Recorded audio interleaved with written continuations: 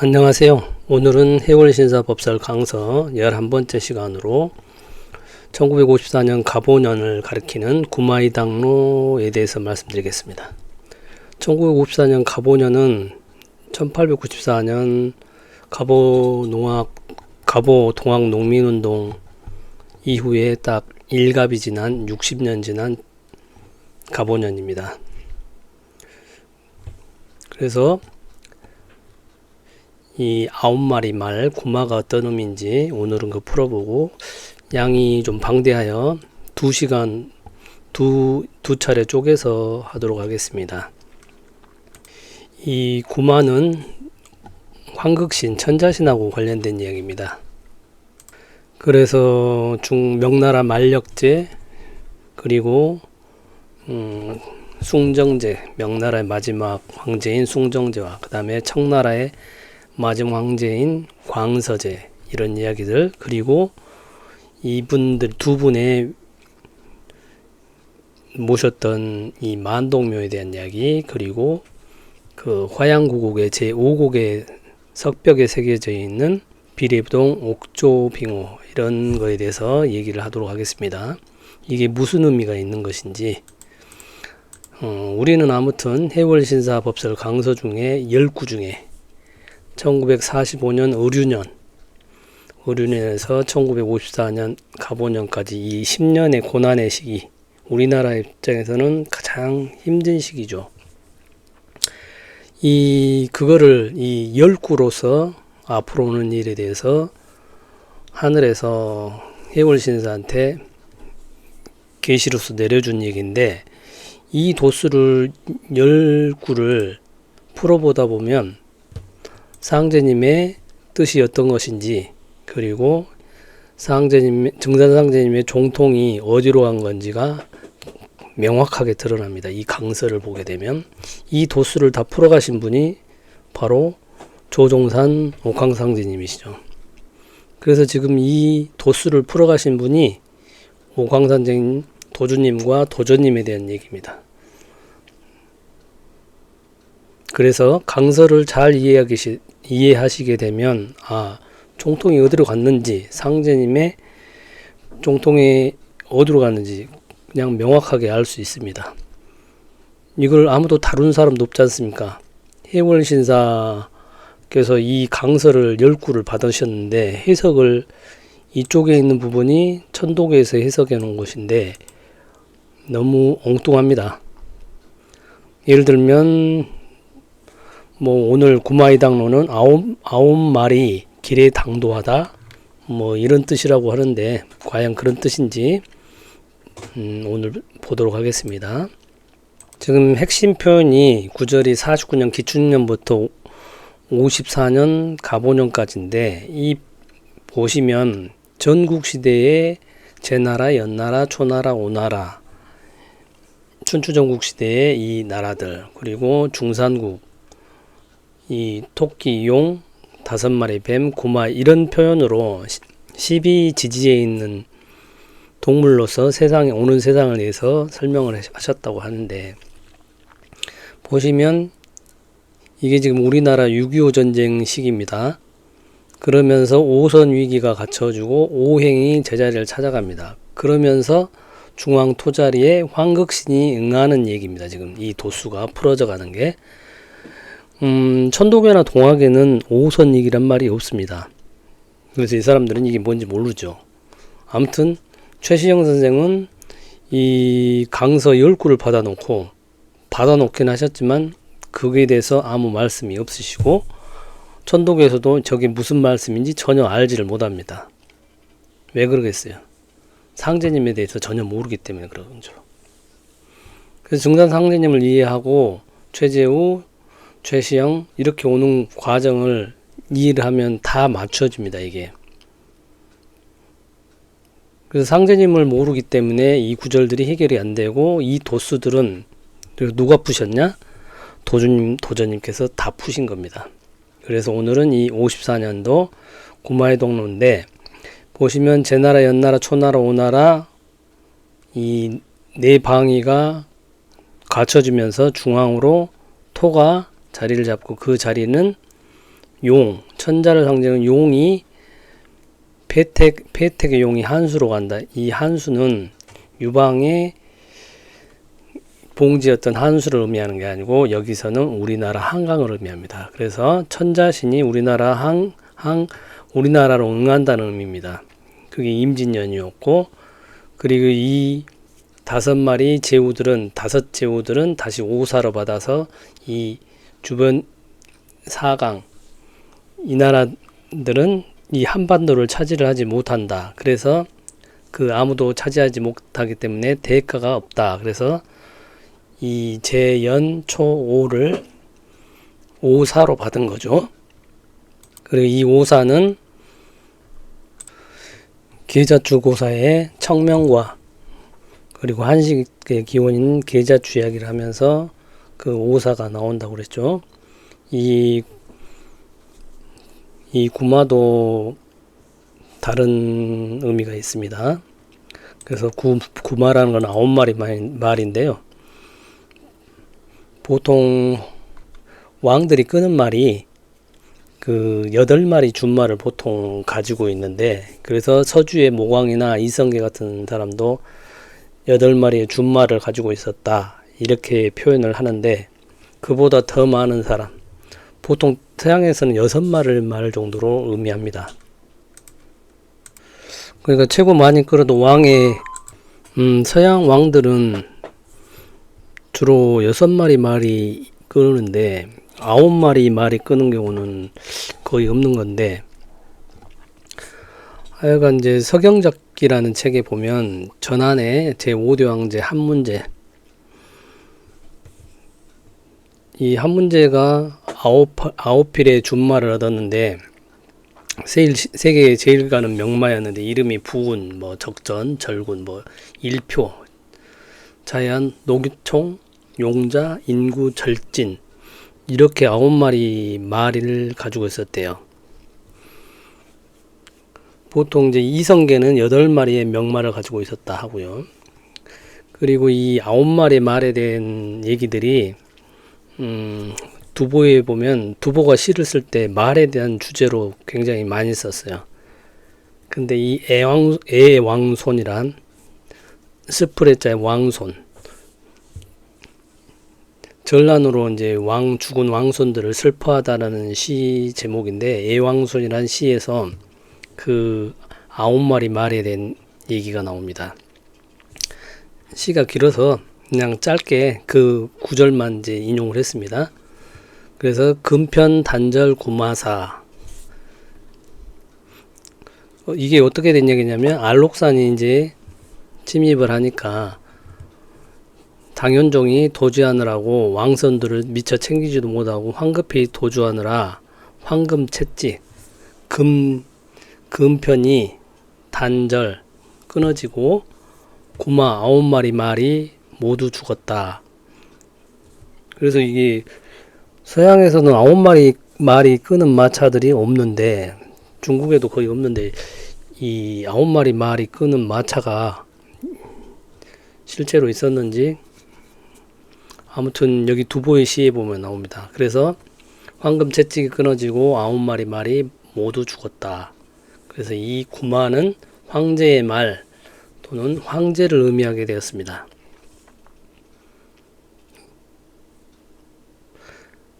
이 구절에 있는 구마를 구마이 당로 이렇게 인용을 하게 된 겁니다. 그 당로는 또 무슨 말이냐? 마땅할 당자 길로자인데, 그 다른 뜻으로는 일국의 정치를 좌지우지하는 것을 말하고 정치적 실권을 지닌 사람을 당로자라고 하는데, 여기서는 그런 의미보다는 당로, 마땅할 당자의 길로자, 마땅한 길, 마땅히 가야 할 길, 이런 의미로 쓰인 겁니다. 그래서 길을 나타내는 길도자하고 이 길로자 차이는, 길도자는 도리 방법 이렇게 추상적인 의미로 쓰는데, 이 길로자는 구체적인 길을 의미합니다. 그래서 바둑판에 괴선을 이루어지는 길 하면 로를 씁니다. 길로자. 오늘 지금 구마 이당로 하면서 보시면 숭선보본, 배은망덕, 신도에 설악하지 않. 배은망덕은 신도에 설악하지 아니한다. 은혜를 입고 그 은혜를 보훈하여야 하며 배은망덕이 되어서는 아니 된다. 신도에서는 배은망덕을 용납하지 않습니다. 그래서 이 지금 구마의 당로는 황극신이 응할 때 예를 갖춰야 하기도 하지만 그 근본 이념에는 은혜를 저버리지 않는 보훈 정신이 들어 있습니다. 그래서 보시면 이 지금 두보의 애왕손이라는 시에 보면 알록산이 얘가 이제 알록산과 그 부하인 사사명이 얘들 난으로 나날리를 일으켜 가지고 9년간 당나라가 아주 피폐해지게 되죠. 그때 이제 두보라는 사람이 얼마나 전란으로 떠돌아다니면서 그 괴로움을 시로서 표현을 했는데, 그럼 이 알록산이라는 사람이 천지개벽경에도 이렇게 나옵니다. 천지개벽경에 알록산의 배은망덕이 이미 1000년이 넘은 옛일이거늘 아직까지 재판이 끝나지 않았나이까 하고 김영렬이 물어봅니다. 이 얘기가 어디서 나오냐면, 김영렬이 이제 천조 하늘의 정사는 어떻게 하는지 궁금해했는데 상제님께서 어느 날 하늘로 데리고 가시죠. 그러면서 하늘 구경을, 천조 하늘의 정부를 보여주죠. 그때 구경을 시켜주죠. 그때 보니까 알록산이라는 죄수가 있는 거예요. 그래서 이제 김영렬이 상제님께 물어보는 거예요. 알록산의 배은망덕이 이미 1000년이 옛일이거늘 아직까지 이렇게 재판이 끝나지 않았습니까? 하니까 상제님께서 나라를 그르친 큰 죄인은 혹 100년에 한 번 신문하느니 이게 다 묵은 하늘이 나에게 폐를 끼침이니라, 이렇게 말씀을 하셨던 거죠. 그러면 얘가 알록산이에요. 좀 아랍 쪽 그쪽의 부모가 그쪽이라고 그러죠. 당나라가 대제국이 된 이유 중에 하나가 미국처럼 멜팅팟처럼 각 모든 인종들의 능력 있는 인종들을 다 차별 없이 썼거든요. 그래서 당나라 때 고선지 장군도 당나라의 장군으로 하고, 그리고 이 알록산도 굉장히 얘가 몸집이 이렇게 살이 거대한 거구인데 굉장히 말을 재밌게 잘했나 보더라고요. 그래서 당현종하고 양귀비가 이 알록산을 되게 총애를 했답니다. 이게 춤추는데 얘가 이제 호선무라고 중앙아시아 이쪽에서 빙글빙글 제자리에 도는 춤을 추는데 이 곡으로 호선무를 되게 잘 췄답니다. 그리고 재미있는 유머도 잘했기 때문에 그 양귀비가 되게 예뻐해가지고 이 나이 많은 놈을 갖다가 심지어는 양자로 들여가지고 그렇게 했는데 이놈이 배반을 한 거예요. 그래서 이 알록산의 배은망덕이 신명기에서는 엄청 큰 죄인 거죠. 이게 지금 애왕손이란 두보의 시를 쭉 쓴 건데 울고 있는 두보를 보십시오. 얘가 전란을 일으켜가지고 배반 때린 거죠. 그렇게 자기를 예뻐해주고 승진도 시켜주고 고위직에 올려줬는데 이렇게 반란을 일으켜가지고 당나라를 갖다가 완전히 전쟁터로 9년간이나 전쟁터로 만들어 놔버린 거죠. 그래서 하늘에서는 이 알록산의 배은망덕이 사무쳐 있다는 거죠. 그래서 상제님께서 재판을 100년에 한 번씩 한다고 하시면서 알록산에 대한 재판이 아직 안 끝났다라고 김영렬에게 얘기를 해주신 그런 장면이었습니다. 그래서 아까 당로를 구마 9마리 말이 당로, 마땅한 길, 마땅히 가야 할 길. 그래서 구마가 황제를 상징하는데 이 황제가 당로, 이제 마땅히 가야 할 길, 제 길로 간다는 의미입니다. 다시 말씀드리면 이 혼란한 세상을 바로잡을 황극신이 드디어 제자리에 제 갈 길로 갈 길에 궤도에 서 있다는 얘기입니다. 보시면 이제 길로자가 어떤 의미인지 이 공사 3장 22절을 보시면 이해할 수 있을 겁니다. 상제님께서 이제 천자에 관한 공사를 보실 때는 저 와룡리에서 많이 보셨어요. 용이 있는 데서. 그래서 고부 와룡리, 거기에 누가 삽니까? 몽공신하고 황종이 살지 않습니까? 거기에서 종도들에게 이제 혼란한 세상을 바르게 하려면 황극신을 옮겨와야 한다 하고 말씀하셨도다. 황극신은 천국 광서제에게 지금 응기에 있다 하시면서 황극신이 이 땅으로 옮겨오게 될 인연은 우암 송시열이 만동묘를 세움으로써 시작되었느니라 하시고 밤마다 시천주를 종도들에게 음속해 하사 친히 음조를 부르시면서 이 소리가 운상하는 소리와 같도다 하시면서 운상하는 소리를 어로라 하나니 어로는 곧 군왕의 길이다 하시면서 이제 황극신이 옮겨져 왔느니라 하셨습니다. 그때 1908년 11월 14일 광서제가 부흥하게 된 거죠. 이때 보시면 어로란 말이 어떻게 나오냐면 우리 이제 상여가 나갈 때 산소리꾼이 북만상천 멀다더니 내 집 앞이 북망일세 이제 가면 언제 오나 오실 날이 일러주오 이렇게 선창을 하면 뒤따르는 상여꾼들이 어노 이런 식으로 제가 이거를 노래를 찾아보려고 그랬더니 판소리에는 어노 이렇게 남아있긴 한데 이제 각 지방마다 어야 뭐 이렇게도 바뀌고 다양하게 바뀌어 있더라고요. 근데 판소리에는 이렇게 어노 이렇게 남아 있습니다. 그게 지금도. 그래서 이게 상제님께서 같은 동음을 가지고 공사를 많이 보시지 않습니까? 그래서 이 어노를 후렴구로 따르던 상역분들이 보는 어노를 갖다가 임금 어자에다 길로자에서 어노 하면서 이게 어로다 이렇게 말씀을 하시면서 그렇게 공사를 보신 거예요. 그래서 여기서 말하는 어는 임금 천자 황극신을 말하는 거고 길로자는 황극신이 갈 길이다 이렇게 표현한 한 겁니다. 그래서 당로가 딱 그 어로하고 딱 맞아요. 구마 천자가 황극신이 당로 제 갈 길로 이제 제대로 서서 간다는 의미입니다. 상제님께서 이렇게 황극신 공사를 보시게 한 이유는 이제 혼란한 세상을 바로 잡으시려고 황극신을 우리나라로 모셔온 겁니다. 그러니까 옛날은 판이 좁아서 일이 간단함으로 한 가지 법술로서 능히 세상을 바로잡을 수 있었는데 오늘날은 이제 동서가 교류하면서 판이 넓어지고 일이 복잡해서 모든 법을 합하여 쓰지 않고서는 혼란한 세상을 능히 바로잡지 못하리라 하시면서 이 모든 법을 다 쓰시는데 그 중에 가장 큰 것 중에 하나가 이 황극신 공사였습니다. 그래서 상제님께서 이 황극신을 옮겨오시는 공사를 보시면서 청국 공사도 보시죠. 청도원에서.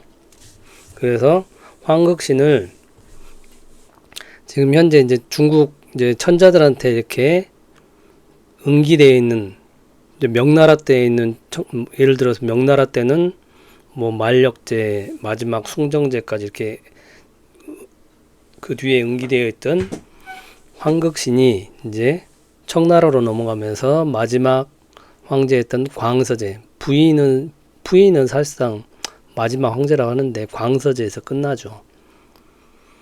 이 광서제에 응기되어 있던 황극신을 이제 상제님께서 만동묘로 옮기시죠. 근데 괜히 이유도 없이 만동묘로 옮길 수는 없지 않습니까? 그 인연은 바로 송시열이 그렇게 만들어 놨기 때문에 그렇죠. 그러니까 송시열도 뭔가를 아신 분이죠. 우리 입장에서는 뭐 역사학계에서는 송시열을 극단적인 사대주의라고 엄청 비판을 많이 하는데 우리 정경에서는 좀 다릅니다. 그래서 김영렬이 이런 이야기를 하죠. 전하는 말에 의하면 송시열은 천지의 전기를 타고난 사람이고 그가 있는 주택 지붕에는 백설이 쌓이지 못하고 녹는다 하나이다 그렇게 말씀하니까 상제님께서 진실로 그러하리라 이렇게 얘기를 하시죠. 그 송시열이 이 만동묘를 본인이 지은 건 아닌데 이제 수제자한테 짓게 한 거죠. 그래서 이 만동묘가 어떻게 지어진 건지 왜 황극신이 이 땅에 오게 될 인연이 송시열이 그렇게 쌓은 건지 우리가 이제 그 부분을 아셔야 됩니다. 이게 그러니까 송시열도 천기를 받고 있는 사람이라 천기를 미리 아셨던 것 같아요. 단순히 사대주의자로 매도하기는 좀 그렇더라고요. 아무튼 송시열 덕분에 황극신이 우리나라 왔고, 중국은 황극신이 없기 때문에 나라만 크지 그냥 쪼무레기 뭐라고 표현해야 되나요? 대국이 아니라 소국처럼 이렇게 찌질하게 지금 그렇게 점점점 변해가지 않습니까? 하지만 우리나라는 황극신이 있기 때문에 점점점 대범해지고, 문화나 스포츠든 문화 이런 예술 활동들이 한국이 이제 점점점 주도해 나가는 그런 형국이 돼가지 않습니까? 이 황극신 공사에 딱 어울리는 구절이 예시 73절에 있습니다.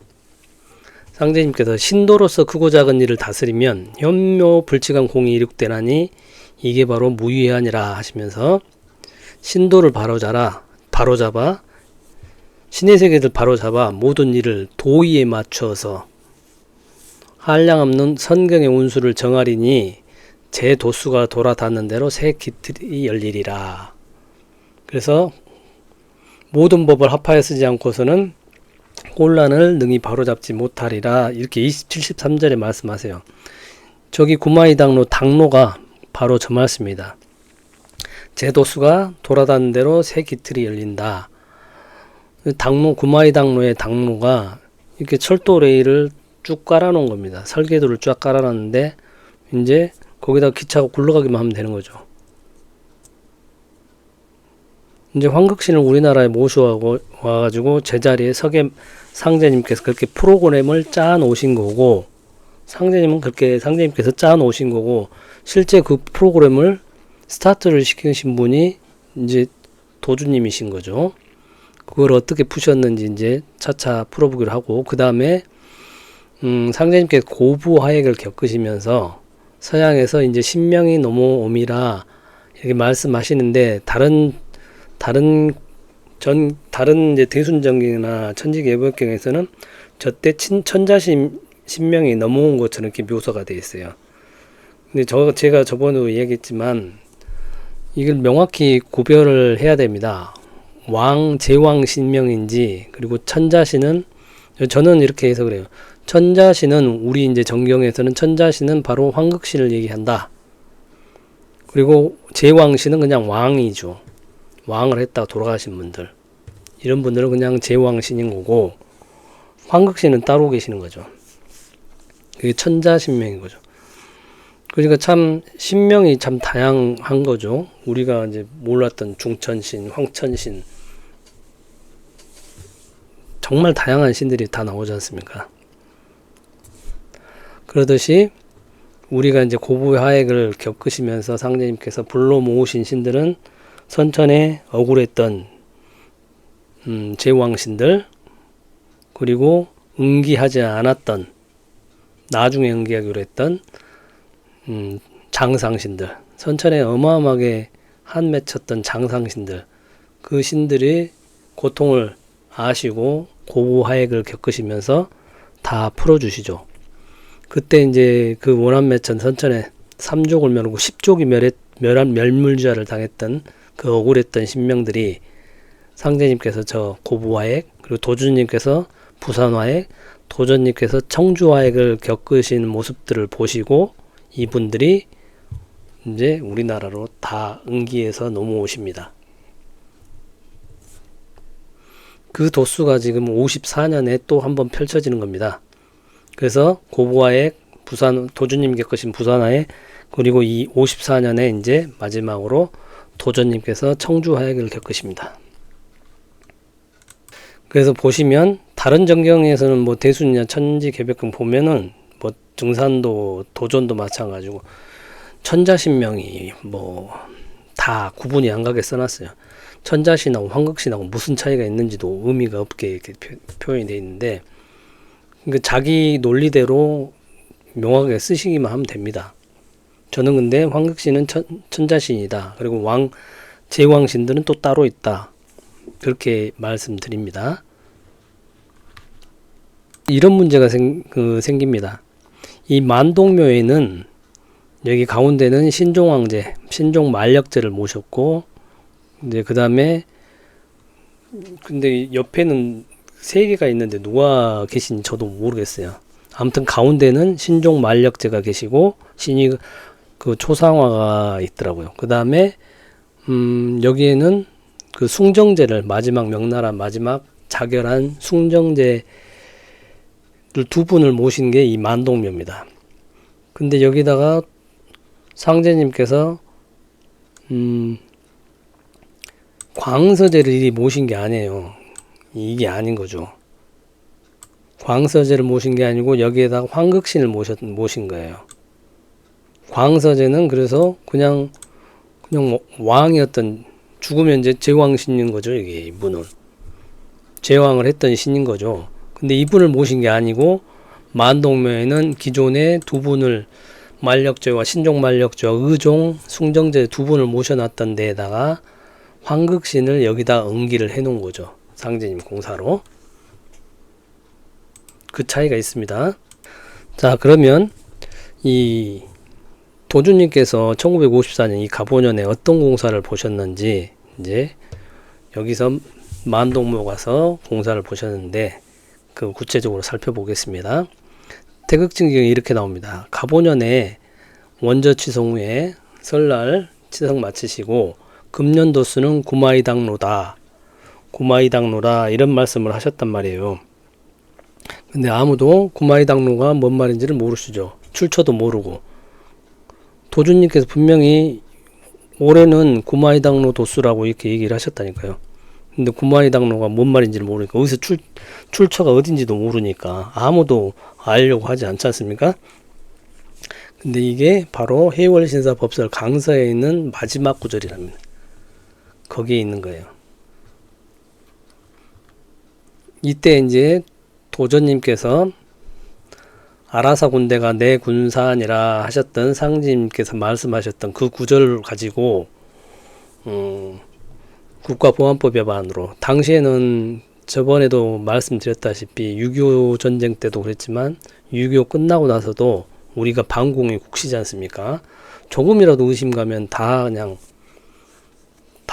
국가보안법으로 체포 구속을 했던 거죠. 그때는 뭐 이제 도준님께서도 부산화에 겪으실 때도 그때는 뭐 거의 그냥 국가보안법 위반은 그냥 바로 즉결로 죽여도 아무도 말을 못했을 그런 상황이었던 거죠. 그건 마치 상제님께서 1907년 정민년에 해그 밀사 사건으로 이제 우리나라 군대를 해산하지 않습니까? 그러다 보니까 그 해산된 군인들이 의병을 일으키죠. 그때가 1907년이에요. 그래서 당시에 의병 혐의를 받기만 하면 그냥 바로 총살인 거죠. 그랬으니까 상제님께서 고부야액 당하실 때 20명의 종도들이 얼마나 두려웠겠습니까? 이때도 똑같이 부산화액, 청주화액 때 똑같습니다. 이렇게 상황이. 그때는 그냥 죽는 거예요. 도전님께서 그 당시 상황이 이랬다지 않습니까? 북쪽으로 이제 우리가 좌배도 하고 기도를 모시는데 북쪽을 향해서 기도 모셨다고 이게 용공분자라고 그래가지고도 처벌받았고 왔다고 하지 않습니까? 그래서 그 당시는 도를 믿는 것 자체가 목숨을 걸고 하는 것과 같았다 이렇게 얘기를 하시죠. 아무튼 태극징경에 분명히 이제 구마이당로 도수라고 이렇게 써져 있고 이제 우리 이제 정경에는 간략하게 써져 있습니다. 그 읽어볼게요. 갑오년 3월에 1953년 3월 27일입니다. 도주께서 안상익 외 4명을 대동하고 충북 청천에 있죠. 청천에 가셔서 환극신이 봉안되어 있는 만동묘 유지라는 것은 유적지를 두루 살펴보고 돌아오셨는데 돌아서실 때 비가 내리기 시작하더니 밤중에 폭풍과 내성병력이 크게 일어 산악이 무너지는 듯 하니라. 다음 날에 숭정왕제 어필의 비례부동, 숭정왕제가 쓰신 비례부동이 새겨있는 천성대 아래쪽 암벽의 좌편에 닫혀있던 성문이 두 쪽으로 갈라져 내리고 그 안에 옥조빙어의 내자와 만려급필 내자가 나타났다는 소문이 전하느니라. 그래서 우리 전경에는 굉장히 압축적으로 핵심적인 사실을 명확하게 기록해 놓고 있습니다. 그래서 이 만동묘공사는 1953년 신묘년에 1차, 2차로 도전님께서 갔다 오시고 마지막 이때 이제 청주화약 재판 때문에 도주님께서 한 번 또 이쪽으로 납시면서 갑오년에 3차례 이렇게 오시게 된 겁니다. 그래서 이제 청주화약으로 이제 1954년 2월 설날 끝나고 바로 이제 음력 2월이니까 바로 도전님께서 구속되시고 이 도준님께서 54년 3월 27일에 만동묘 공사를 하시고 나서 두 달 후에 이제 석방되십니다. 도전님하고 도인들이 모두 석방되시죠. 그리고 3년 후에 이제 청주화약 사건은 전원 무죄 판결을 받습니다. 그리고 이 56년 때 도주님께서 보은 법주사에서 철야 공부를 하세요. 이 지명도 우리 지금 구마이당로 도수가 보은입니다. 주제는 사실은 보은 정신이에요. 법주사도 그런 의미가 담겨 있습니다. 보은. 상제님께 세운신이면 도주님께서는 보은신이기 때문에 그렇습니다. 아무튼 법주사에서 철야 공부하시고 내가 이번에 황극신 도수와 대신문 도수를 완전히 마쳤으니 이로써 나의 일은 거의 성취되었다 이렇게 말씀하세요. 이때 저기 법주사에 있는 팔상전이 흔들려 가지고 그 뒤에 보수를 하게 됩니다. 그 부분은 나중에 말씀드릴게요. 아무튼 상제님께서 고부화액으로 백의군왕 백의장상 도수를 보시고 거기에는 이 백의 군왕은 백자 왕자 합치면 황자가 됩니다. 황극신 공사도 같이 들어있다는 의미입니다. 그래서 이때는 이제 상제님께서 의병 혐의로 도주님께 부산화액은 50년에 6.25 바로 나기 전이죠. 이때 용공 혐의로 구속되시고 그 다음에 이렇게 54년 2월에 도전님께서 청주화액으로 용공 혐의로 또 이렇게 들어갔다 오시면서 이 세 분이 이 화액을 다 겪으시고 마침내 이 백의 군왕, 백의 장상 신명들이 우리나라로 다 응하게 됩니다. 그러면서 황극신이 1954년 이 구마이당로 도수로서 드디어 이제 황극신이 제 길로 제 궤도에 들어서게 된 겁니다. 그래서 이제 53년 6.25 전쟁이 정전 협정이 체결되고 54년에 이렇게 황극신이 우리나라로 응하게 되면서 우리나라는 어떻게 됩니까? 이제 새로운 프로그램이 펼쳐지면서 제도수가 돌아다니는 대로 이제 새로운 기틀이 이제 열려가기 시작한 겁니다. 이때가 이제 54년부터입니다. 그래서 이때부터 뭐 사회도 그렇고 이승만 대통령, 뭐 박정희 대통령 물론 혼란하기도 했지만 지금까지 기적같이 나라가 발전해 오기 시작한 거죠. 그러면서 도도 같이 발전합니다.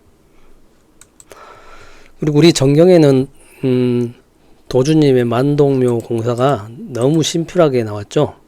굉장히. 근데 핵심적인 것들은 다 들어있습니다. 근데 태극지인경에는 이제 조잘조잘 이제 많이 써놨는데 한번 읽어볼게요. 54년 3월 27일 화양동에 거동하셔서 만동묘의 묘지와 묘비를 침감하시며 말씀하시기를 이곳 청주 화양동은 명청양국이 공전하는 곳이니라. 내가 이곳에 온 것은 황극신도수와 대신문도수를 보려 함이니라 하시니라. 그런데 이제 해가 저물어서 이 만동묘 유지는 제3곡의 화양구곡 중에 3곡에 있는데요. 근데 이제 5고까지 원래 가시려다가 해가 저물었으니 신도로서 공사하시나 하시고 돌아가십니다. 그래가지고 보훈으로 가세요. 그 당시 54년이지만 아직도 공비, 공산주의 잔당들이, 공비들이 출몰이 잦기 때문에 이 속리산 자락에 야간 통행도 금지되고 군경의 겸비가 삼엄하였거나 계속 차를 타고 보훈 남인여관으로 임효하시니까 자정이 가까우니라 이렇게 돼 있죠. 근데 여기 보면 좀 말이 안 되는 이야기가 있죠. 만동묘의 묘지와 묘비를 침감하시며, 이 사람들은 태극증 오류가 많다는 얘기가, 아니 묘지는 묘가 이게 무덤을 묘자는 아니고 사당을 얘기하는 것 같은데, 이 사당하고 그 만동 묘비가 있는데 그걸 침감하셨대요. 그 말이 안 돼요. 왜 말이 안 되냐면 만동 묘정비인데요. 여기에 묘정비가 뭐냐면 정원에 세워진 별은 뜻입니다. 여기 이렇게 써져 있어요. 일제에 의해서 1917년 제사를 금한 거죠. 만동묘에서 제사 못 지내게 한 겁니다. 그러다가 그래도 사람들이 계속 이렇게 제사를 지내니까 1937년에는 위패와 제사 용구를 모두 불사르고 그 묘정비, 이 비석 있죠. 이 묘정비는 비문을 뒤를 아주 다 쪼아버렸어요. 알아보기 힘들게 쪼아버리고 마침내 42년에는 묘당 등 일체 건물을 철거하고 괴산 경찰서 짓는 데 써버리고 묘정비는 땅에 묻어버렸다. 비석을 땅에 묻어버린 거예요. 못 찾게. 그런데 1983년에 홍수가 져가지고 이 묘비가 발견이 돼요. 그래서 괴산군에서 묘비를 찾아가지고 다시 세워서 이렇게 정비를 하게 된 겁니다. 그러면 1954년에 이 만동묘 오셨을 때 도주님께서 이 건물이 남아있나요? 안 남아있죠. 지금 여기 있는 만동묘하고 만동묘정미, 만동묘 정비는 정원에 있는 비석이란 뜻인데, 이 보면 앞에가 이렇게 세워져 있던 거죠. 이런 건물들이 없어요. 없었는데 뭘 침감하셨단 얘기예요. 제가 이래서 태극진경이 오류가 너무 심하다는 얘기입니다. 이 묘지와 묘비를 어떻게 묘비가 없다니까요. 일본이 다 정으로 쪼아버리고 묻어버려서 땅에 침감을 할 수가 없죠. 그래서 왜 오곡으로 가시려고 한 거예요. 만동묘는 지금 다 사라졌기 때문에 거기다 공사를 보신 게 아니고 그 오곡에 있는 이곳에 공사를 보신 거예요. 지금 여기가 또 응기가 돼 있기 때문에요. 왜냐, 1954년에 이때 오실 때에는 만동묘가 남아있는 게 아무것도 없다니까요. 일제가 다 없애버렸다니까. 묘비도 없고 그 사당도 없어졌다니까요. 건물 자체가 없어요. 싹 무너져서. 그래서 우리 정경에는 뭐라고 해서 10묘년 이렇게 표현되어 있죠. 건물은 외정 때 없어지고 빈터만 남아있는 사정을 아뢰었다 이렇게 말씀합니다. 그러니까 정경이 훨씬 정확하다니까요. 태극증경은 오류가 너무 심하다니까. 태극증경은 그래서 가려서 봐야 됩니다. 이게. 아무튼 그래서 우리 정경에 간단하게 이 표전이 딱 맞아요. 건물은 만동묘 건물은 외정 때 없어지고 빈터만 남아있다. 당연하죠. 묘비가 어디가 있어요? 묘비가 없어요. 이미 땅에 묻어버렸다니까요. 아무튼 도주님께서 이제 보훈 남일여관에 가셨을 때가 이제 자정이 돼가지고 그때 이제 수라상을 올리니까 도주님께서 수저로 상머리를 한번 탕 치셨답니다. 그때 순간 청청병력, 뇌성병력이 진동을 하더니 그때 벼락이 엄청 쳐서 부근 일대를 아주 진동을 했던 거죠. 그리고 이제 도주님께서 이제야 대신문 공사를 마쳤으니 과시 보훈지지로다 하셨답니다. 이 보훈이란 이게 지금 우리 황극신 공사 자체가 보훈하고 밀접하다니까요. 그래서 그 공사를 충북 보훈이죠. 속리산에 있는 보온. 만동묘 자체가 그 산자락이 속리산 산자락이거든요. 그러고 났더니 다음날 화양동에 제5곡의 성문이 열렸다는 소문이 자자하고, 빈지로라는 사람이 있는데 이 사람은 이제 만동묘 창건시 중국에서 파송된 묘직이 구대손이라고 그렇다고 합니다. 그래서 이 사람이 이제 우암이 저 오곡의 성문을 만들고 그 속에 무엇을 어쨌는지는 아무도 모르는데, 그 비전되는 전설로는 아무튼 성문이 열리면 천지가 개벽되고 진인이 세상을 구제하리라 하더이다. 이런 전설이 도니까 이제 일제가 그러한 전설을 말살하려고 석수를 시켜가지고 옥조 빙호가 나온 그 성문을 정으로 쪼으려고 이제 했으나, 그때마다 이제 청천벽력이 일어나서 혼비백산해서 그만두었다. 그래서 이제 몇 번 쪼았던 그 흔적은 이제 회로 떼웠다고 합니다. 아무튼 이제 도주님께서 이때 만동묘 공사를 보시면서 그 번개 뇌성과 함께 그 오곡에 있는 성문이 이제 쪼개져서 열렸다는 겁니다. 그러면서 그 글자가 나왔다는 거거든요. 옥조빙호, 마을역 어필 옥조빙호, 이 글자가 나와서 이건 뭐를 의미한 거예요? 봉안되어 있던 황극신이 응했다는 것을 의미하는 겁니다. 이거는 그리고 또 상제님께서 청국구공사 보실 때 청동원에 가서 구공사를 보시지 않습니까? 황극신도수와 대신문도수가 그때 청동원에서 보시는데, 도주님께서 이 만동묘 보훈에 오셔가지고 황극신도수하고 대신문을 여는 도수를 보신 거예요. 그러시면서 오직 결자와 해자는 동체이니라 이런 말씀을 하셨답니다.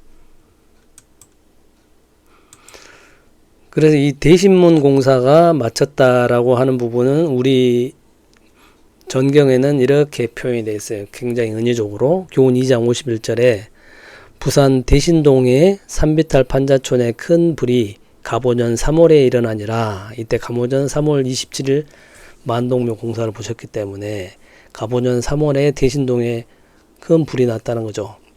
그 불길이 강한 동남풍을 타고 보수동 도장을 향해 번져오므로 사람들이 당황하게 시작하니라. 이를 도죽게 하려니 듣고 계시다가 문을 열고 대신동 쪽을 바라보셨도다. 거세던 동남풍이 누그러지고 서풍이 일어나더니 불이 꺼지는도다.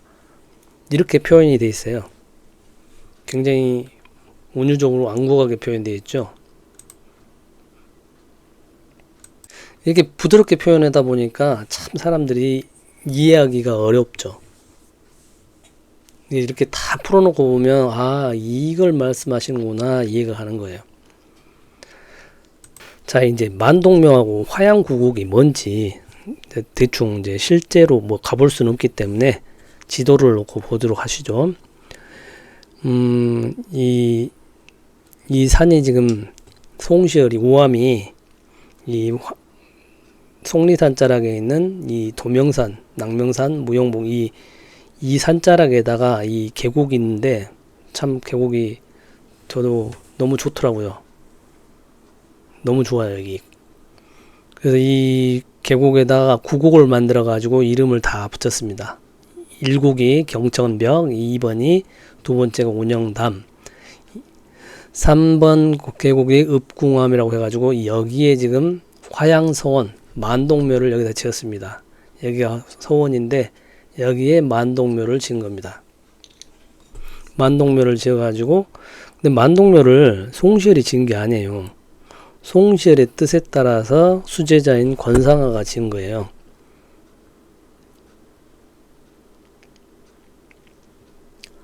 자, 그리고 5곡, 9곡 중에 한 가운데인 5곡은 첨성대라고 하시면, 첨성대 밑에 이 석벽이 여가 있습니다. 5는 중앙 황극 자리죠. 토 자리고. 네, 아무튼 이렇게 9곡을 꾸며놨어요. 송시열이. 이 구곡은 어디서 나오는 거냐면 주자에 무의 구곡이 있는데 우리 유학자들 입장에서는 이상향이 무의 구곡입니다. 10곡이 아니고 9곡이에요. 구자는 가장 큰 수죠. 양수 중에 가장 큰 수로 이 무의 구곡을 이제 유학자들 입장에서는 가장 마음이 가장 높이 닦여 있는 군자들이 사는 이상향의 세계가 무의 구곡입니다. 이 구곡 사상인데 그걸 따라서 송시열도 주자를 흠모했기 때문에 인간으로 봤을 땐 주자가 굉장히 훌륭한 사람 맞아요. 정말 훌륭해요. 사람으로서는 그렇게 군자가 없죠. 그 양반이 뭐 제사를 이렇게 지내라 막 그런 주자가래 그런 내용 없어요. 조선에 넘어와서 우리 조상들이 그냥 너무 심하게 해놨을 뿐이지 예를 따질 때 그렇게까지 심하게 주자는 써놓지는 않았어요. 근데 저도 뭐 새벽 5시에 일어나서 부모님께 문안 인사들이 이렇게 하라면 못하죠. 옛날이니까 가능한 거고. 저도 만약에 아들이 5시부터 일어나고 아버님 기춘하셨습니까 하면서 세수물 떼어가지고 이렇게 인사하면 야 너 가서 자라 그러지. 아무튼 이제 옛날 분들은 예라는 거는 그때 시대에 맞게 하는 거기 때문에 아무튼 이 보면 이제 이 상제님께서 신명부 현무경의 신명부도 무의구곡이라고 써놓고 여기가 이상향이다. 도가 이루어지는 이상향이라고 감천이라고 써놓으신 거죠. 아무튼 이 화양동의 구곡에다가 이 먼저 이 삼곡에다가 권상아가 만동묘를 지었는데 일제 때 다 없애버린 거죠. 그러니까 일본은 어떤 입장이냐면 근세부터 현대까지 중국을 견제해주는 애는 일본이에요.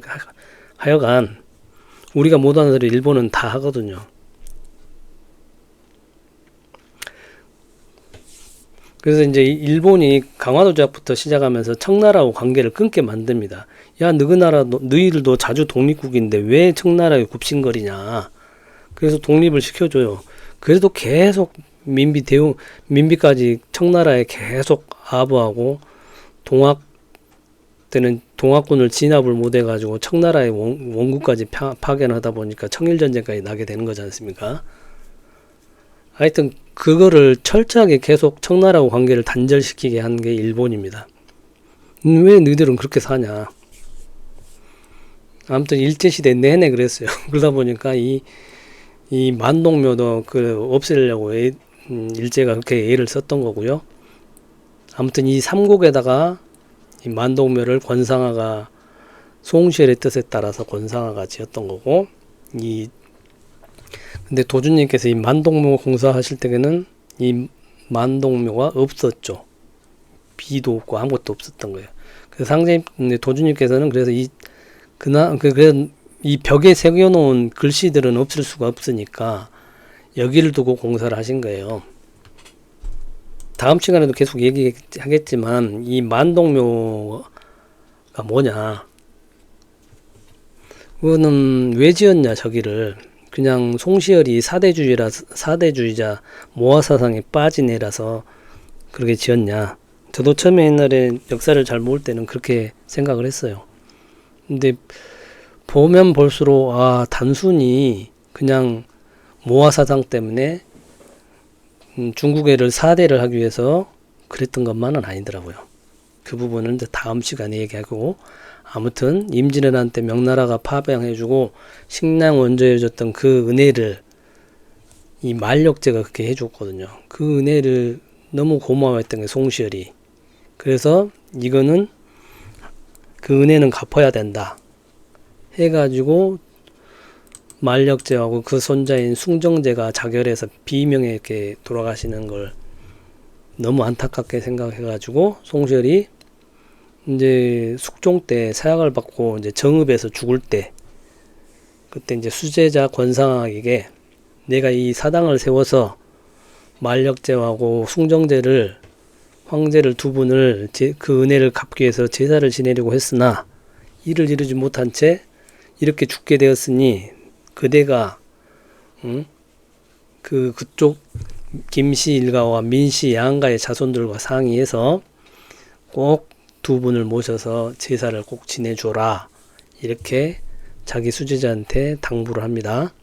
그래서 이제 권상아가 그 스승의 송시열의 유지를 받들어 가지고 자기 인근의 선비들과 함께 화양동에다가 1704년에 이 만동묘를 짓고 이 신종 만력제와 의종 마지막 명나라 황제였던 숭정제 두 분을 모셔서 이렇게 제사를 지냅니다. 그 얼추 명나라가 1644년에 멸망을 했는데 이 명나라 멸망한 지 60년 만에 딱 일간 만에 이렇게 만동묘를 지어서 제사를 올리게 된 거고, 언제까지 했냐? 1942년까지 계산을 하면 대략 238년간 이 두 분께 이렇게 제사를 올렸어요. 이 인연으로 광서제 연기되었던 황극신이 우리나라에 오게 된 거예요. 왜냐? 청나라도 끝났는데 으따 모실 데가 없잖아요.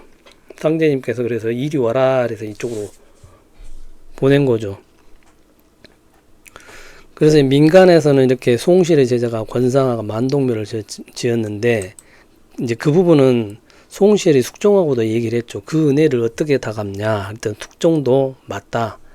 그래서 저기 이제 창덕궁 후원에다가 대보단이라고 큰 은혜에 갚는 재단을 여기다 지입니다.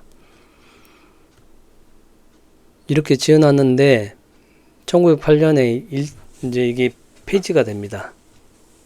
그리고 이 터에다가 지금은 선원전이란 조선왕조의 그 왕들의 어진을 모아놨던 이 선원전이란 건물을 지으면서 없어지게 됩니다.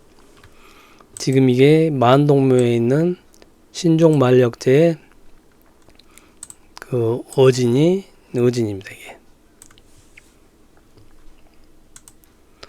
우리가 단순히 만동묘가 우리가 단순히 봤을 때는 상제님께서 천지공사로 황극신을 만동묘로 이렇게 옮기하게 했다, 이렇게 이해하면 안 됩니다. 그 부분은 이제 다음 시간에 얘기를 할게요. 이 만동묘 앞에 가면 이렇게 계단이 있는데 75도 경사예요. 그냥 바로 똑바로 서서는 올라갈 수가 없게 만들어져 있습니다. 엄청 가파르기 때문에 옆으로 가든지 허리를 숙여서 가야 돼요. 대웅군이 여기를 올라가다가 이제 옆에 이제 종의 부축을 받고 올라가다 보니까 여기 묘지기가 엄청 혼을 내죠. 그때 이제 그 보복으로 만동묘를 없애버렸다, 이런 게 야사에 나오죠. 아무튼 대웅군은 서운철폐로 인해서 만동묘도 여기 제사 지낸 거를 이 대보단으로 다 옮겨오게 하는 일을 하긴 했습니다. 그러나 고종 때 다시 원위치시키죠. 근데 이 만력제는 관운장하고 또 밀접해요. 이 군마이당로 도수하고 관운장하고도 또 굉장히 관련이 있습니다. 그것도 다음 시간에 할게요. 이게 그러니까 간단하지가 않아요. 이 만동묘 화양고고 그 석벽이 여러 가지 의미가 다 담겨 있는데 핵심은 보은입니다. 여기 보면 제5곡에 여기가 첨성대가 돌이 희한하게 쌓여 있어요. 그 밑에 이렇게 석벽이 있는데 마치 성문처럼 그렇게 돼 있어요. 이 5곡에다 이걸 만들어 놓은 이유가 황극의 자리이기 때문에 여기다 새겨 놓은 거예요. 송실이.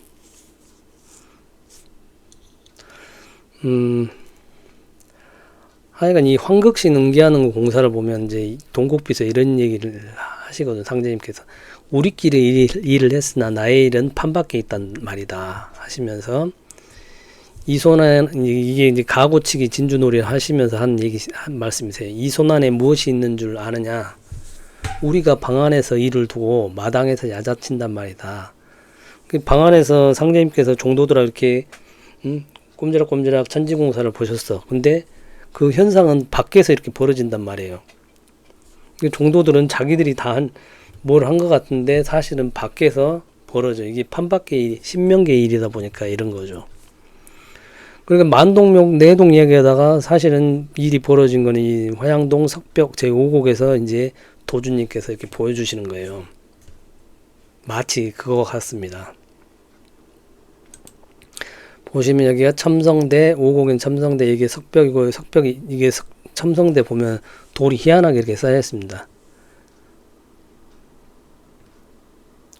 7개가 쌓여 있고, 이 밑에는 이렇게 이 석벽에 여기다가 글자를 새겨놨어요. 뭐라고 새겨놨냐면, 이게 또 새긴 사람이 또 다 달라요. 이 비례부동은 송시열이 새겨놓은 거고, 여기 함을 만들어서 옥조 빙호를 써서 덮어놓은 거는 또 이 권상아가 했다고 그래요. 그리고 이 비례부동인 글씨자가 어마어마하게 크죠. 이렇게 크기가 대충 짐작하시죠. 이게 지금 탁본 뜨는 장면인데 우리 성인의 상반신보다도 더 크죠. 이 글자가. 그럼 옥조빙호도 글자가 보면은 이거는 옥조빙호는 만력제 글씨체를 옮겨가지고 새겨놓은 거고, 이거는 숭정제 글씨를 새겨서 옮겨놓은 거예요. 그러니까 보십시오. 만동묘에 두 분을 모셔놨잖아요. 만력제와 숭정제를. 근데 그건 일본이 일제가 없애버렸어요. 그러니까 남은 건 여기밖에 없잖아요. 두 분의 자취는 여기다 새겨놓은 거죠. 그대로 여기 연기되어 있는 거죠. 그리고 여기 대명청지 숭정일월은 송시열이 써놓은 겁니다. 이거는. 그 대명천지도 두 가지가 의미가 있어요. 우리 이제 뭐 민족주의 분들께서는 이런 사대주의자라고 엄청 욕합니다. 대명천지 어찌 이런 일이 있을 수 있냐 이 말은 대명국의 천지다. 이 세계는 명국의 나라다. 이 세계가. 그리고 숭정왕제의 해와 달이다. 이런 식으로 엄청난 사대주의를 송시는 사대주의자다. 이렇게 이제 얘기를 하세요. 그건 이제 진짜 그런지 아닌지는 다음 시간에 살펴보고, 아무튼 이제 겉으로 있는 것만 얘기하는 거예요. 비례부동은 전에도 말씀드렸듯이 예를 갖춰서 환극신 응할 때는 천자는 그냥 응하지 않는다는 거예요. 예를 갖춰서 와야 된다. 그 부분은 도주님께서 푸셨다고 하셨죠. 이거는 송시열이 써놓은 글씨예요. 아니, 송시열이 탁본을 목공을 석공을 시켜가지고 이렇게 새긴 거예요. 그리고 여기는 석함은 송시열의 뜻에 따라 권상아가 이 돌에다가 옥조 빙호를 만력제 글씨를 쓴 석함을 만들어서 뚜껑을 닫아서 봉해버린 거예요. 여기다. 근데 도주님께서 만동묘 공사를 보시면서 이 석벽이 문이 열리면서 이게 똑 떨어져 나온 거죠. 이 석판이 사라졌다가 1912년 8월 30날 100년 만에 저 탁본이 공개됐답니다. 그게 지금 이겁니다. 옥조 빙호 이렇게 써지는 거. 그래서 이거는 만력제의 친필이 그대로 기운이 담겨져 고, 이건 숭정제의 기운이 그대로 담겨. 이건 만동묘의 또 다른 만동묘인 거입니다. 이게. 그리고 이 천자가 예를 갖추지만 응하지 않듯이 우리 남대문의 현판에도 숭례문이라고 써놓았습니다. 그 의미도 말씀드릴게요. 왜 이렇게 된지. 아무튼 옥조빙호가 무슨 말이냐. 조는 이 12묘류관에 이 색시를 꼬아놓은 게 조라고 합니다. 그래서 이 옥조는 이게 묘류관에 달아있는 이게 옥조가 됩니다. 이게 이렇게 옥으로 달아놨지 않습니까? 실에 꼬아가지고 꿰놓은 거죠. 빙호는 얼음빙자에다 항아리 호자, 얼음 항아리 이렇게 얘기를 합니다. 그리고 얼음처럼 맑고 차가운. 이거 보면 만력제가 그렇게 굉장히 이 양반도 깊이가 있는 사람인 것 같아요. 황제가 옥조, 이 옥이란 게 옥이나 빙호가 엄청 깨끗하고 맑잖아요. 그래서 이게 청명하고도 똑같은 의미가 담겨 있습니다. 황제는 이렇게 맑고 얼음처럼 맑고 차고 깨끗해야 된다. 그래서 중국에서는 이게 찾아보면 도덕적 성실성과 정직성을 비유적으로 쓸 때 옥조빙호란 말을 쓴다고 합니다. 요즘에는. 만력제가 보면은 뭐 암군이라고 하는데 이런 마음 내면 세계에서는 이런 옥조빙호 같은 마음이 있었던 것 같아요. 갈 길이 바쁘니까요. 자, 그럼 비례부동은 어디서 나온 말이냐? 중용에 있는 말인데요. 제명성복 비례부동 소위 수시냐, 여기서 이제 숭정제가 중용에 따라서 비례부동을 쓴 건데, 얘가 아니면 행동하지 않는 것이 이른바 수신이다, 이런 의미인데요. 이 비례부동이란 글자는 조선왕조실록에 이제 나오기를, 그 민진우란 사람의 중부인 민정중이 영경으로 사신을 갖다가 숭정황제의 어필로 낸 비례부동이란 글자를 얻어가지고 왔답니다.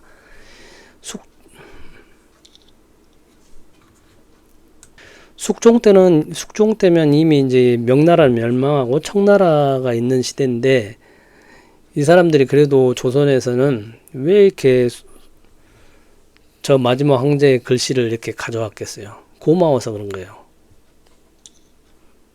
그래서 황제가 쓴 글 친필을 이렇게 모아온 거죠. 그 비례부동 그 숭정제가 쓴 글자를 얻어가지고 온 거예요. 그래서 그걸 송시열한테 보여줬더니 송시열이 너무 고마워서 그 은혜를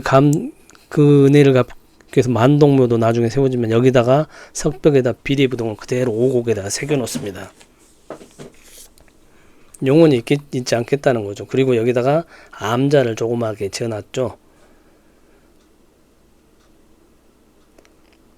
그리고 이제 죽기 전에 이제 정읍에서 사약 먹기 전에 이제 권상한테 이 두 분을 만력제하고 숭정제를 모실 사당을 짓고 거기다 제사를 지내줘라, 이렇게 한 거죠. 그래서 권상아가 1704년에 숙정 때 만동묘를 지었다고 합니다.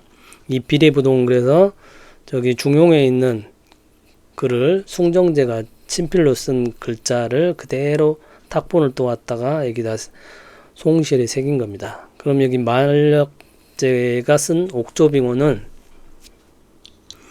누가 가져왔냐? 이 어필은 저기 윤양래라는 사람이 중국에서 모본을 구해온 것을 권상아가 여기다가 새겨놨답니다. 우리가 알기로는 이것도 송시열이 새긴 걸로 하는데, 기록에는 이제라는 사람은 이건 권상아가 새긴 거다, 이렇게 기록을 해놨답니다. 그래서 여기다가 그 옥조빙호란 석판에다 글을 쓴 뒤에 이 홈 파인 데다가 그대로 닫아 놓은 거죠. 홈에 끼워 놓은 건데, 도주님께서 만동묘 공사 보시면서 이 홈에 끼어 있던 석판이, 옥조빙호를 써놨던 석판이 이제 열려서 떨어진 거예요. 그래서 전설에는 이 성문이 열리면 개벽이 되고 진인이 나타나 세상을 구한다, 이런 소문이 돌았다는 거죠. 지금 이제 그 탁본이 우인규시 옥조빙호, 이 탁본이 유일하게 지금 2012년에 그 공개된 게 이게 유일하답니다. 그래서 이 만동묘 화양국의 5곡에 새겨진 이 석벽에 새겨진 이 글씨에 대해서 이제 설명을 드렸는데, 근데 원래는 여기서 왜 송시열이, 천지의 전기를 타고난 송시열이 이런 일을 했을까? 이유가 뭘까? 단순히 사대주자인지 아닌지 그걸 확인하기 위해서는 이 신종 만력제하고 의종 숭정제에 대해서 알아야 되는데, 여기서부터 이제 그 부분에 들어가야 되는데, 시간상 다음 시간으로 미루고, 다음 주제는 이 부분을 잠깐 언급해야 될 것 같아요. 이렇게 상제님께서 고부 와룡리에서 황극신을 만동묘에 응기하는 이렇게 군왕의 길이라 하면서 고마이당로, 다른 말로 이렇게 황극신을 응하게 하셨는데, 그러면서 이제 제 도수가 돌아다니는 대로, 오손 위기열이 돌아다니는 대로 새 기틀이 이제 열려가게 펼쳐질 것인데, 그렇다면 이 신명들은 다 어디로 가냐 이 말이죠. 기존에는 만동묘는 이제 무너져서 없고 어디다 모셔요? 지금 배구군왕, 배구장상, 서양에서 그 제왕신명들까지 다 넘어오는데 어디다가 모십니까? 이제 그 부분을 얘기해야 될 것 같아요. 그 부분만 언급하고 마칠게요. 자, 상제님께서 화천하시고 초빈을 해놓으셨죠. 그리고 도주님께서 성고를 훔친 게 아니에요. 저희 증산도 참 말도 안 되는 소리. 상제님 모친 그리고 상제님 동생 선돌부인 다 상의하에 초빈을 한 거예요. 김영령 정도 손자가 김현식 씨가 증언이 아직도 생생하게 있습니다. 할아버지가 김영렬 정도가 초빈을 하려고 하면 하늘에서 천둥번개가 쳐서 난리를 치니까 손도 못 댔다고. 근데 도주님께서는 어떻게 그래 하십니까? 자기 적장자가 와서 초빈이란 게 그런 거지 않습니까? 자기 적장자가 와서 장례를 지낼 수 있도록 그렇게 허락하신 거죠. 그러니까 도주님께서 가족들 상의하에 초빈을 헐고 상례 절차에 따라서 상망도수에 따라서 그렇게 제사를 매를 모시고 제사를 지냈는데 문공신이 훔쳐간 거지. 아무튼 그 부분은 여러 차례 말씀드렸으니까 그때 그렇게 상제님 성령을 그렇게 옥체를 이제 그렇게 모셨고 그러면 성령은 어디다 모셔요? 그래서 패백도수를 보시면서 이 태인에다 무국도정에다가 이 영대다가 상제님을 모시고 10년 동안 정성을 들이셨다니까요. 그래서 이 태인의 무국도장이 그래서 그 의미가 있었던 거예요. 큰 의미가. 그래서 이 성령을 모시기 위해서 있는 게 바로 영된 거죠.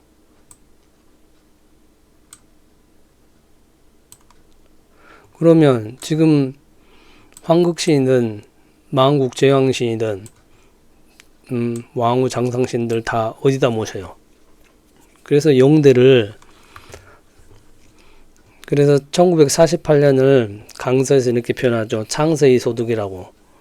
창고의 쥐가 각자 얻을 바를 얻었다는 거죠. 그래서 이때 남북한이 각자 자기 나라를 선포하는 거고 도에서는 이때 부산에다가 보수도장을 마련하시죠. 여기다가 무국도장만큼 그렇게 화려하진 않지만은 여기다가 영대를 세워서 만드시고 감천도장에도 이 영대를 또 지으셨어요. 대강전에다가 천지신명들을 모시려고. 그러니까 이제 도주님께서 이렇게 말씀하세요. 도의 규모가 무국도 때만큼 못하고 이 건물도 옥경대를 본뜬 태인도장만은 못하나 원래 허는 외화 내빈한 법이니라 하시면서 허라는 거는 겉은 화려하지만 속이 빈약한 법이다 이렇게 말씀하시면서 이 대강전도 이만하면 쓰리로다 이렇게 말씀하세요. 왜냐 여기가 완성이 아니기 때문에 그 당시 이때 뭐 전쟁하고 나서 그렇게 힘든 시절에 뭐 어떻게 멋지게 지을 수 있는 상황이 아니죠. 그리고 계속 영공으로 몰리고 있는 오해를 사서 그런 상황이었기 때문에 이 정도로 만족을 하시죠. 그래서 기도문이 열린다는 도수가 이 감천도장에 보시면 1곡부터 9곡까지 감천 9곡을 이루시고 이 5곡에다 가운데다가 화양구곡처럼 대강전을 여기다 지으신 거예요. 우리 돌이 배구를 100마리 소를 잡아서 제사를 지낼 만한 곳이라고 하시면서 상제님께서 여기서 하얀 소를 잡아가지고 이 바위에다 이게 배구바위랍니다. 대강전 바로 앞에 있는 여기서 상제님께서 제를 지냈다고 하시지 않습니까?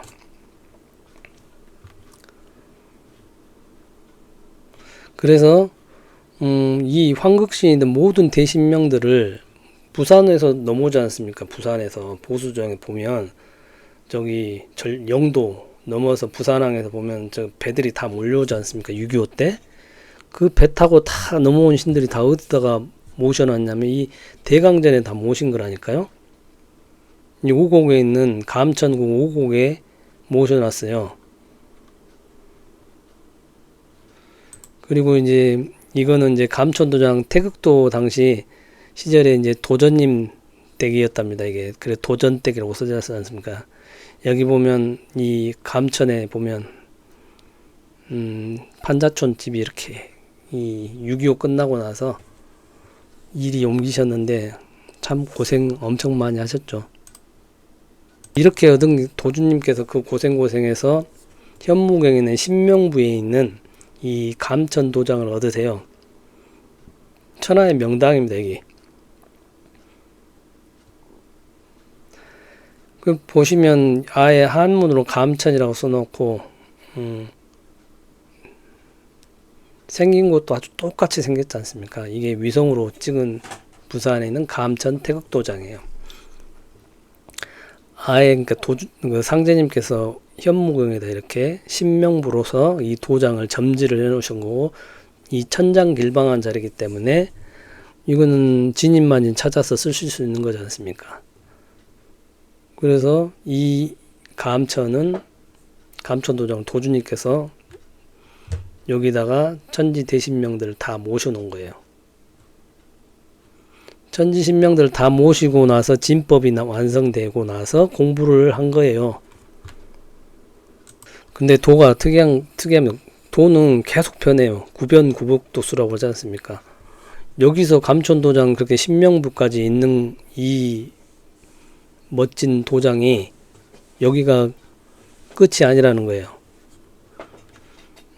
그래서 처음에 이 감천도장이 이게 이제 이게 도장의 태극도장의 모습이에요. 이쪽이 감천항이고 이쪽이 아미동 고개, 여기가 아미동 고개거든요. 반월령이죠.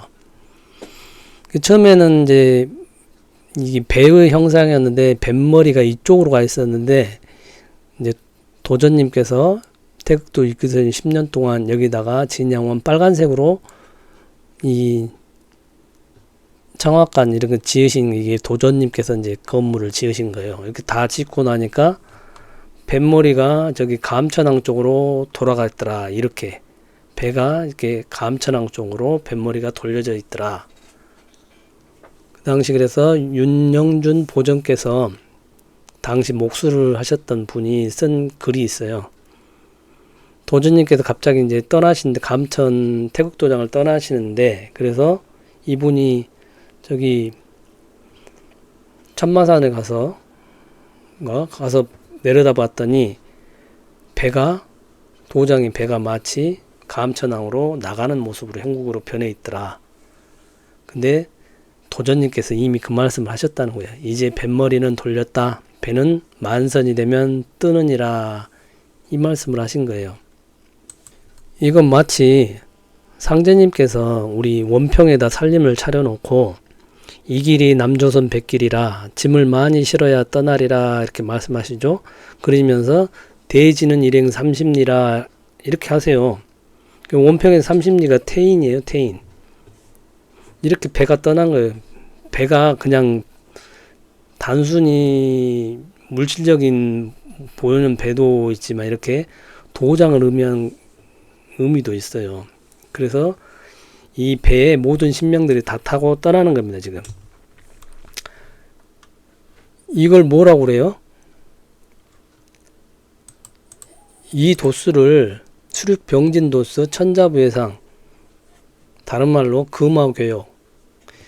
상제님께서 문궁신이 이제 태울 줄을 외워서 화올이 이제 쫙 퍼지니까 지금은 태울 줄을 외울 때가 아니라 하시면서 기운을 걷어버리시죠.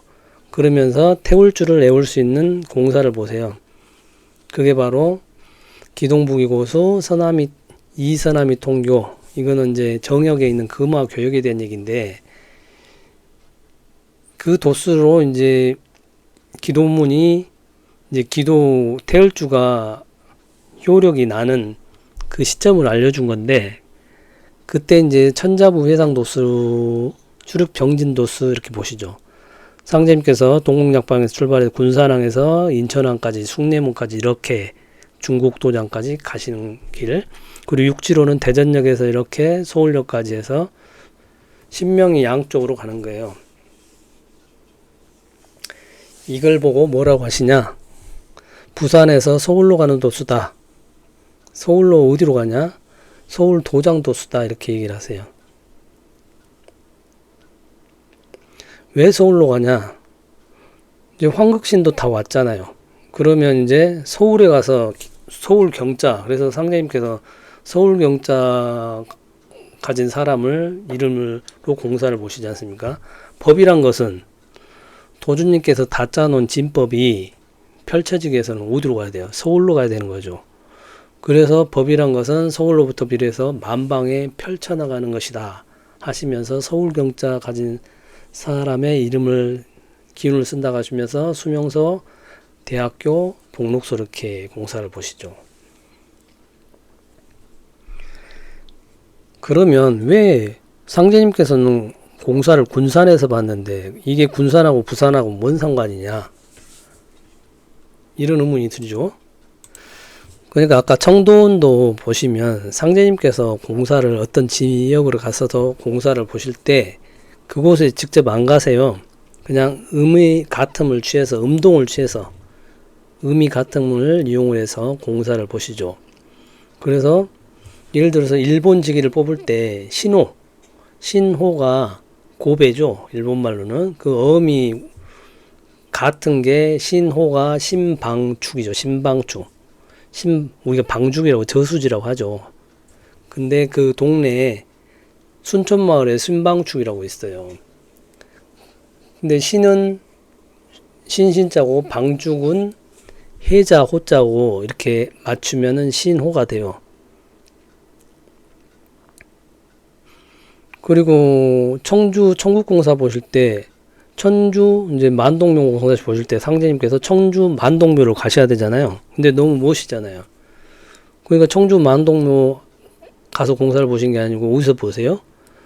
저기 청도원 가서 공사를 보시지 않습니까? 왜요? 청나라 청자 그리고 그냥 청도원은 그게 이제 원평에서 전주로 가기 위해서는 이 모악산 옆에 산을 건너가야 되는데 거기 보면 청도원 원이 있어요. 이제 관리들이 이제 여기저기 여관이죠. 청도원이 있는데 그 음을 따가지고 청자가 음이 같으니까 그냥 청주 만동묘 공사를 청도원에서 하셨다니까요. 보시면 군산에서 서울 가시는 공사를 보셨는데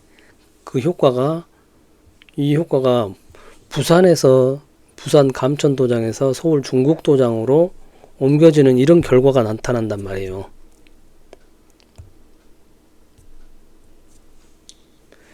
그러면 군산하고 이 이제 수륙병진도수 천자부회상 금화 교육 문제는 나중에 설명하고 그러면 군산하고 부산하고 왜 음이 그 기운을 쓰셨냐? 보면 어떤 점이 같은 부분이 있겠냐?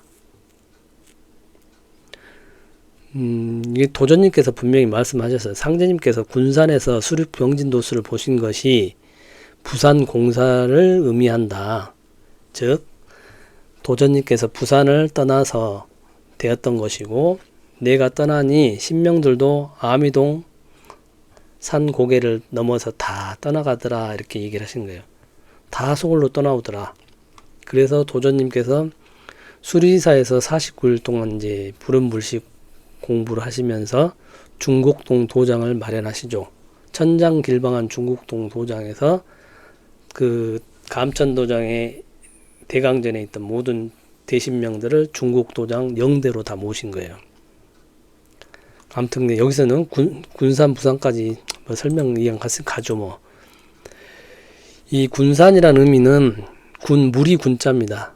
산이 연달아서 이렇게 잇따라서 많이 있는 산이란 뜻이에요. 근데 원래 군산은 지금의 군산이 아닙니다. 여기 보시면 고군산도가 있어요.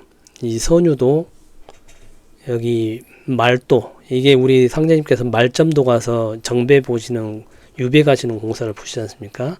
이 말도에서 쭉 보십시오. 이 섬들이 마치 산처럼 쭉 연달아 이어져서 그래서 여기를 군산진 이제 왜구들이 많이 침입하니까 여기다가 군산진이라고 만들었답니다. 진영을 갖춰 놓은 거죠. 근데 이 군산진이 지금 현재 군산으로 옮겨가요, 나중에. 그러다 보니까 여기 과거에 있었던 군산을 고군산이라고 이름을 줬죠. 고군산도. 그래서 고군산도에 보면 섬이 유인도가 12개고 무인도가 40개 이렇게 엄청나게 많은 섬들로 이루어져 있어요. 그래서 섬이 이제 산처럼으로 쭉 이어져 있는 거예요. 산들이. 그걸 보시고 이게 이제 군산이고 옛날 대동료지도 보면 여기 보면 고군산이라고 표현되어 있습니다. 고군산. 이게 군자가 인근 군자에 양자를 밑에 쓴 거 있는데 요즘은 요거를 옆에다가 붙였으니까 군산 똑같은 건데 여기가 고군산이었죠. 원래 군산이 여기죠. 여기를 말하는 거였는데 이 보면 이 산이 막 산이 이렇게 쭉 연달아서 섬이 산처럼 쭉 이어져 있는 거예요. 그게 많은 산들이 쭉 있다는 거예요. 이게 군산이에요. 무리들을 이루고 있단 말이에요. 그러면 부산도 봐볼까요? 네, 제가 이것 때문에 보수도장하고 저기 이 감천도장 일대를 산을 다 그렸어요. 참 부산이 산진수혜처가 맞구나. 백두산부터 금강산, 이렇게 태백산은 강원도 우리 등줄기를 쭉 이루면서 그 산맥들이 보면 금정산, 백양산, 금룡산 이어져 가면서 여기 팔금산, 수정산, 엄광산, 구덕산, 옥녀봉, 천마산 이렇게 감천항까지 이어지고 한 줄기는 또 복례산, 영도까지 이렇게 구봉산, 보수산, 복병산, 용두산, 복례산 이렇게 영도까지 이어지는데 지금 보수동 도장이 여가 있습니다. 보수산 밑에. 여기서 이제 산정에서 부산항을 보시면서 모든 신명들을 다 불러 모신 게 일이 보수도정에서 여기서 신명들이 다 오시는 거예요. 이렇게. 그래서 보수도장에 모셨다가 여기 옆에 이제 천마산, 옥녀봉 이게 여기가 감천도장이에요. 일이 또 다 옮겨오세요. 여기가 감천항인데 이렇게 해서 천자부해상도로 수륙병진으로 한쪽은 배로 천자는 배로 가시고 한쪽은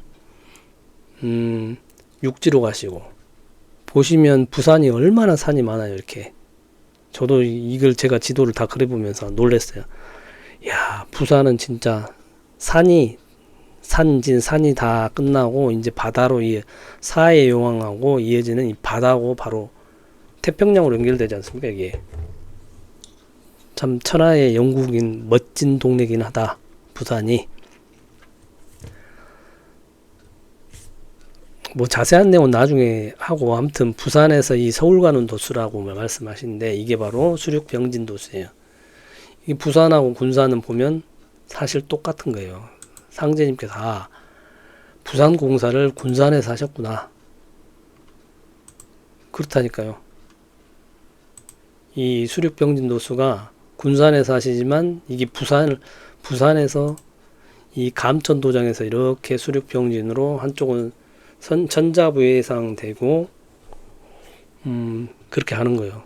보시면 황극신이 만동묘에서 보수종할 때 비례부동이었지 않습니까? 그러면 이분이 다시 수륙병진도수로 서울로 오지 않습니까? 그러면 남쪽에 숭례문을 거쳐가야 되잖아요. 한양으로 가려면. 갔더니 또 뭐라고 써요? 예를 숭상한다고 이렇게 써졌지 않습니까? 봐봐요.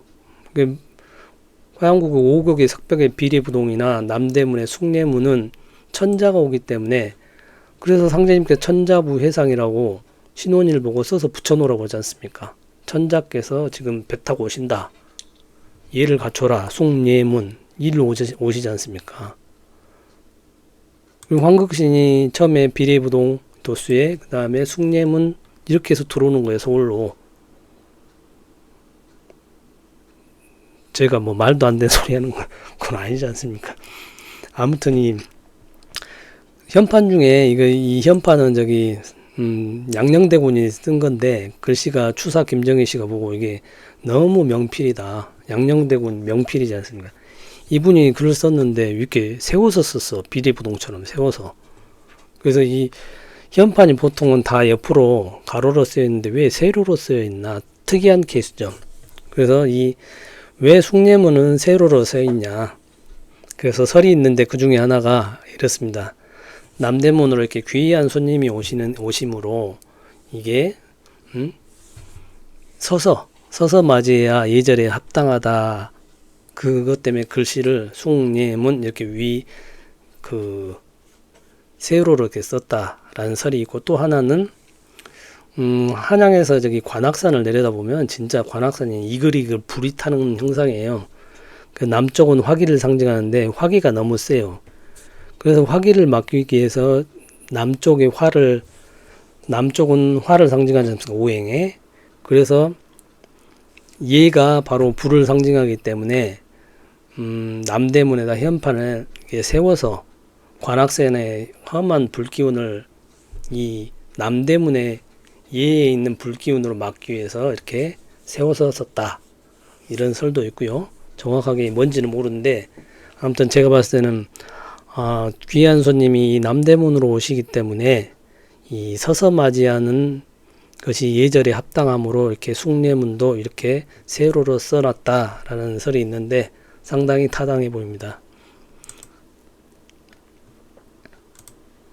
아무튼 이 공사 보면 되게 신기하지 않습니까? 화양국의 5국의 비례부동하고 이렇게 남대문에 숭례문하고 어떻게 그러면서 천자부 해상, 천자가 해상을 통해서 이제 남대문으로 들어온다는 거예요. 지금 서울로 들어온다는 얘기예요.